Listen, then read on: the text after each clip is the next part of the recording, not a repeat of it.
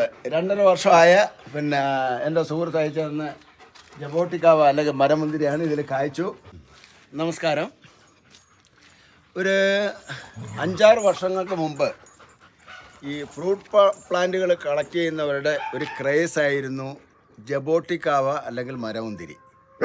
അപ്പോൾ അന്ന് ഇത് ഇറങ്ങിയ സമയമാണ്. ഇറങ്ങിയെന്ന് പറഞ്ഞാൽ നമ്മുടെ നാട്ടിലൊക്കെ പിന്നെ അതായത് ഈ ഫ്രൂട്ട് പ്ലാന്റുകൾ കളക്ട് ചെയ്യുന്നവരുടെ കയ്യിലൊക്കെ കിട്ടിത്തുടങ്ങിയ സമയം. അപ്പോൾ അത് എന്ത് വില കൊടുത്തു അന്ന് നമ്മളത് വാങ്ങുമായിരുന്നു. അപ്പം പിന്നെ നഴ്സറികളുടെ ഒരു പറ്റിപ്പിനെ കുറിച്ച് പറയുകയാണ്.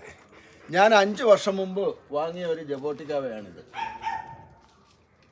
ഇത് ഇപ്പോൾ ഒരു മരം പോലെ ആയി. ഇത് 3-ാം വർഷം കായ്ക്കുമെന്ന് പറഞ്ഞിട്ടാണ് എനിക്ക് അവർ ഈ തൈ തന്നത്. നട്ടിട്ട് 5 വർഷമായി. ഇത് ഞാൻ കുറേയൊക്കെ ശിഖരമൊക്കെ പിന്നെ താഴെയൊക്കെ കുറേ കോതിക്കളഞ്ഞു, ഇങ്ങനെ നിർത്തിയിരിക്കുക. ഇതിപ്പോൾ 5 വർഷമായി. ഇനി ഇതിപ്പം എന്ന് കായ്ക്കുമെന്നൊന്നും അറിയത്തില്ല. കായ്ക്കില്ലെന്ന് പോലും എനിക്കറിയത്തില്ല.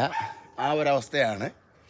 അപ്പം പിന്നെ അവരന്ന് അതായത് എൻ്റെ കയ്യിൽ നിന്ന് 2000 രൂപ വാങ്ങിയിട്ട് വളരെ ചെറിയൊരു തൈ തന്നതാണ് 5 വർഷം മുമ്പ്. അത് നമ്മുടെ അന്നത്തെ എന്താ പറയുന്നത്, അന്ന് നമ്മൾ ഈ ഇത്തരം പ്ലാന്റുകൾ കളക്ട് ചെയ്യുന്നവർ തൈകളുടെ വില സാധാരണ നോക്കാറില്ല. അവർക്ക് ആ പ്ലാന്റുകളാണ് പ്രധാനം. പക്ഷേ ഇത് ശരിക്ക് ചൂഷണം ചെയ്യുന്ന നഴ്സറികളുണ്ട്. കാര്യം അവർക്കറിയാം നമുക്ക് ആവശ്യം ആ പ്ലാന്റാണ്, ഇങ്ങനെ ഒരു പേരുള്ള പ്ലാന്റ്. അപ്പോൾ അതിന് അവർ ചോദിക്കുന്ന വില കൊടുക്കണം. അപ്പോൾ ഞാൻ 2000 രൂപ കൊടുത്ത് വാങ്ങിയ ഒരു പ്ലാന്റാണ്, ചെറിയൊരു പ്ലാന്റായിരുന്നു ഇത്. ഇപ്പോൾ ഈ വലിപ്പം ഇതുവരെയും 5 വർഷമായി ഇതുവരെയും കായ്ച്ചിട്ടില്ല.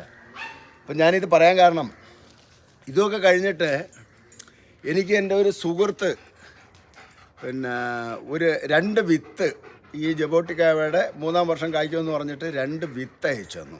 അപ്പോൾ ഞാൻ ഈ 2 വിത്ത് പിന്നെ നട്ടു. അതിൽ ഒരെണ്ണം കിളിർത്തു. ആ കിളിർത്തതിൻ്റെ സ്ഥിതി ഞാൻ കാണിച്ചു തരാം. വാ, ഇതാണ്. ഇപ്പോൾ ഒരു 2.5 വർഷമായതേ ഉള്ളൂ. 2.5 വർഷമായ പിന്നെ എൻ്റെ സുഹൃത്ത് അയച്ചു തന്ന ജബോട്ടിക്കാവ അല്ലെങ്കിൽ മരമുന്തിരിയാണ്. ഇതിൽ കായ്ച്ചു. അപ്പോൾ ഇതിൻ്റെ സാധാരണ ഇവിടെ കായ്ക്കുന്നതിൻ്റെയൊക്കെ ടേസ്റ്റ് നോക്കുന്നത് ഇവിടെ നമ്മുടെ ഇപ്പോൾ ക്യാമറ കൈകാര്യം ചെയ്യുന്ന ആളാണ്. അപ്പോൾ ടേസ്റ്ററാണ് എല്ലാ സാധനങ്ങളുടെയും. ഇതിപ്പോൾ ഈ 2.5 വർഷം വിത്തിട്ടിട്ട് അത് കിളിച്ചില്ലേ, അത് കായും പിടിച്ചു. പിന്നെന്താ അത് പിടിക്കാതെ? മറ്റേ അതിന് പല കാരണങ്ങളുണ്ട്. അതായത് അത് എൻ്റെ ഒരു എന്ത് ചെയ്താ ഗ്രാഫ്റ്റ് ചെയ്തല്ലേ. പിന്നെ അതായത് നമ്മൾ കായ്ച്ചു കഴിഞ്ഞതിൻ്റെ ഇതിൻ്റെ ശിഖരം പിന്നെ നമ്മൾ ലെയർ ചെയ്തോ ഗ്രാഫ്റ്റ് ചെയ്തോ തൈ എടുത്തു കഴിഞ്ഞാൽ അത് കായ്ക്കും. നേരെ മറിച്ച് ഇത് കായ്ക്കുന്നതിന് മുമ്പേ ഇത് ലെയർ ചെയ്തോ ഗ്രാഫ്റ്റ് ചെയ്തോ തൈ എടുത്താൽ അത് ഒരു കാരണവശാലും കായ്ക്കത്തില്ല. ഇത് ഗ്രാഫ്റ്റ് ചെയ്തതായിരുന്നു മറ്റേത്? അല്ല, ഗ്രാഫ്റ്റ് ചെയ്തതല്ല. പിന്നെ അത് ഗ്രാഫ്റ്റ് ചെയ്തതല്ല, ലെയർ ചെയ്തോ മറ്റേ തൈ ആയിരുന്നു അത്. അപ്പോൾ അത് കായ്ക്കാത്തതിൻ്റെ ഇപ്പം വേണമെങ്കിൽ അതിൽ നിന്നൊന്നും നമുക്കൊരു 100 കണക്കിന് തൈകളെടുക്കാം. തൈകളെടുത്ത് കഴിഞ്ഞാൽ 2000 രൂപയ്ക്ക് വെച്ചത് 100 രൂപ വെച്ചിട്ട് വേണമെങ്കിൽ നമുക്ക് കൊടുക്കാൻ പറ്റും. പക്ഷേ ഉള്ള പ്രശ്നം അതുകൊണ്ട് അവർ നടുന്നവർ വെറുതെ കാത്തിരിക്കുക എന്നല്ലാതെ ഒരു കാലത്തും അത് കായ്ക്കില്ല. നമുക്കും കിട്ടിയത് അങ്ങനെയാണ്. അതായത് കായ്ക്കാത്തതിൻ്റെ കമ്പ് ലെയർ ചെയ്തോ മറ്റോ പിന്നെ എടുത്ത തൈകളാണ് നമുക്ക് കിട്ടിയത്. അത് ഇങ്ങനെ നിൽക്കുക. എന്തായാലും ഒരു 2 കൊല്ലം കൂടെ നിൽക്കട്ടെ. അത് കഴിഞ്ഞിട്ട് കായ്ച്ചില്ലെങ്കിൽ നമുക്ക് അത് മുറിച്ചിടാം. അപ്പോൾ എന്തായാലും ഇപ്പോൾ വന്നത് നമ്മളുടെ വിത്തിട്ട് അതിൽ കായ്ക്കും. വിത്തിട്ട് കളിപ്പിച്ചാൽ കായ്ക്കും. കറക്റ്റ്. ഇതിപ്പം 2.5 വർഷമായുള്ളൂ.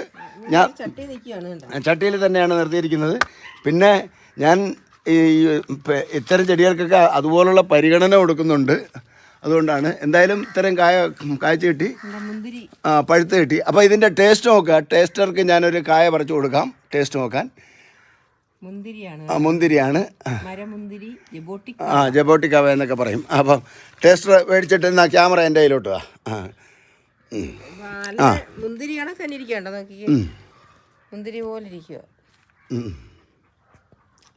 മുന്തിരിങ്ങ തന്നെയാണ്. അപ്പോൾ അത് മധുരമാണോ പുളിയാണോ എന്നൊക്കെ സാധാരണ മുന്തിരി കണക്ക് തന്നെയാണോ എന്ന് അറിയാൻ നോക്കാം. നോക്കട്ടെ.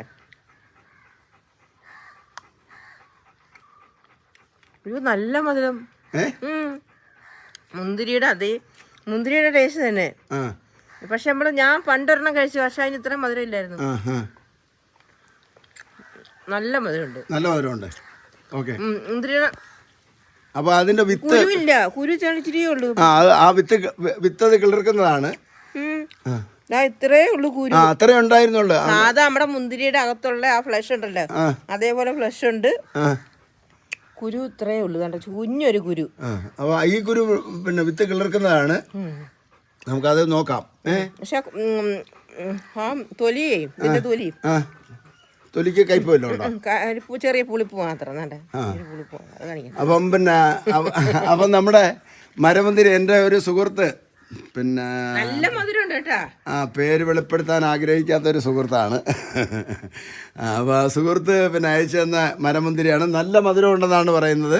അപ്പം അദ്ദേഹം എൻ്റെ അടുത്ത് പറഞ്ഞത് അത്ര ഭയങ്കര മധുരം ഉണ്ടെന്ന് പ്രതീക്ഷിക്കണ്ട, മുന്തിരിയുടെ ടേസ്റ്റ് കിട്ടും, അത്രയേ ഉള്ളൂ എന്ന് പറയാം. എന്തായാലും ഞാൻ ഇത് നോക്കുന്നതിന് വേണ്ടി ക്യാമറ നമ്മുടെ ക്യാമറമാനെ ഏൽപ്പിക്കുകയാണ്. അപ്പോൾ ഇനി ഞാനും ഒരെണ്ണം നോക്കാം. കുറച്ച് നോക്ക്, തിന്ന് നോക്കി, നല്ല ടേസ്റ്റാണ്. ഞാൻ നേരത്തെ ഇത്ര മധുരം ഇല്ലായിരുന്നു. നല്ല മധുരം, മുന്തിരിയുടെ മധുരമല്ലേ?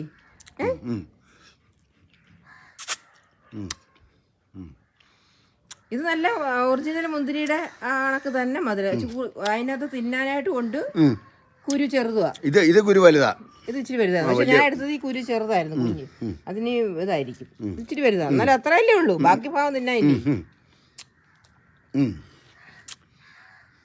ഒരു കുരു ഉണ്ടോ? അത് 2 കുരു ഉണ്ടോ? എൻ്റെ ഒരു കുരുവേ ഉള്ളൂ.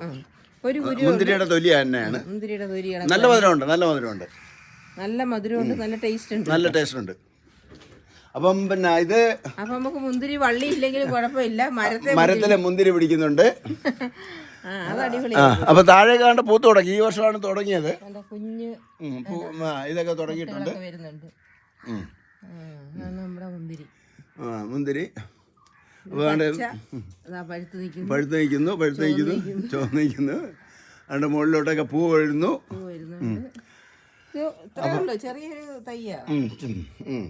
അപ്പം അതിൻ്റെ ഒരു എണ്ണത്തിൻ്റെ വിത്തും ഉണ്ട്. ഇനി നമുക്ക് ഈ വിത്ത് ഒന്ന് മുളപ്പിച്ച് നോക്കാം. ഇവിടെ കണ്ട് അപ്പം അവിടെ ഇരിക്കട്ടെ. ആ വിത്ത് നമുക്കൊന്ന് മുളപ്പിച്ച് നോക്കാം. അപ്പോൾ അങ്ങനെ ഞങ്ങൾ മരമുന്തിരിയുടെ രുചി നോക്കി. മരമുന്തിരി അടിപൊളി ടേസ്റ്റാണ്, സൂപ്പറാണ്. പിന്നെ ആവശ്യമുള്ളവർ വാങ്ങി നടുക. പിന്നെ വാങ്ങി നടുന്നവരടുത്ത് പറയാൻ, നിങ്ങൾ നഴ്സറിയിൽ നിന്ന് തൈ വാങ്ങി നടുമ്പോൾ വളരെ ശ്രദ്ധിച്ച് നടുക. നഴ്സറിക്കാർ നല്ല പറ്റിപ്പും നല്ല പണിയും തരുന്നുണ്ട്. ഇതുപോലുള്ളത് വാങ്ങി കാര്യം നമ്മൾ ആദ്യം കാണിച്ചതുപോലുള്ളത് വാങ്ങിച്ചാൽ പണി കിട്ടും. നഴ്സറിയിൽ നിന്ന് വാങ്ങിയാൽ പണി കിട്ടും. അത് എൻ്റെ ഇന്ന് സത്യമാണ്. 2000 രൂപ വാങ്ങിയിട്ട് ഒരു തൈ എനിക്ക് മരമുന്തിരി എന്ന് പറയുന്ന ഒരു മോഹം കൊണ്ട് മേടിച്ചതാണ്. 2000 രൂപ വാങ്ങിയിട്ട് എനിക്ക് തന്ന തൈയാണ്. പിന്നെന്താ ചെയ്യുന്നത്? അപ്പോൾ അവർ നഴ്സറിക്കാരെ കണ്ട് ചോദിച്ചപ്പോൾ പറഞ്ഞ് അത് അങ്ങനെയാണ്, ഇങ്ങനെയാണ്, വെയിൽ കിട്ടണം, മഴ കിട്ടണം, വളക്കുറവ്, അങ്ങനെ ആണ്, പൊട്ടാഷ് ഇടുക, 19 അടിക്കുക, അങ്ങനെ അവർ പറയുന്നതൊക്കെ ചെയ്തിട്ടും നോക്കട്ടെ. ഇപ്പോൾ 5 വർഷമായി. അപ്പോൾ എന്തായാലും കുറച്ചുകൂടെ അവിടെ നിൽക്കട്ടെ. അവർ ശല്യം ഇല്ലാതെ നിൽക്കുകയാണ്. അവിടെ നിൽക്കട്ടെ, നിന്നിട്ട് 2 കൊല്ലം കൂടെ നിന്നിട്ട് പിന്നും കാഴ്ചയില്ലെങ്കിൽ മുറിച്ച് കളയാം. അപ്പോൾ അങ്ങനെ മുറിക്കാനുള്ള വേറെയും കുറേ ഇതുപോലെ നഴ്സറിയുടെ തട്ടിപ്പുകൾ കുറേ ഉണ്ട്. അതൊക്കെ ഓരോരോ സന്ദർഭത്തിൽ ഞാൻ പറഞ്ഞുതരാം. അപ്പോൾ ഈ നഴ്സറിയിൽ നിന്ന് തൈകൾ വാങ്ങുമ്പം, അതായത് നമ്മൾ മോഹം കൊണ്ട് തൈകൾ വാങ്ങുമ്പം ശ്രദ്ധിക്കുക, നമുക്ക് പണി കിട്ടാതെ നോക്കുക. ഒരുവിധപ്പെട്ട എല്ലാ നഴ്സറിക്കാരും നമുക്ക് പണി തരുന്നുണ്ട്. കാര്യം ഈ പുതിയ ഐറ്റം ചെടികൾ ഇതുപോലെ ഇറങ്ങുമ്പം, അപ്പം ഇത് കളക്ട് ചെയ്യുന്നവർക്ക് ഒരു ക്രേസാണ്. പുതിയൊരു ഇനം വന്നു കഴിഞ്ഞാൽ അതെങ്ങനെങ്കിലും വാങ്ങണമെന്നൊക്കെ പറഞ്ഞു. ഇപ്പോൾ ഈ അടുത്ത സമയത്ത് ഞാൻ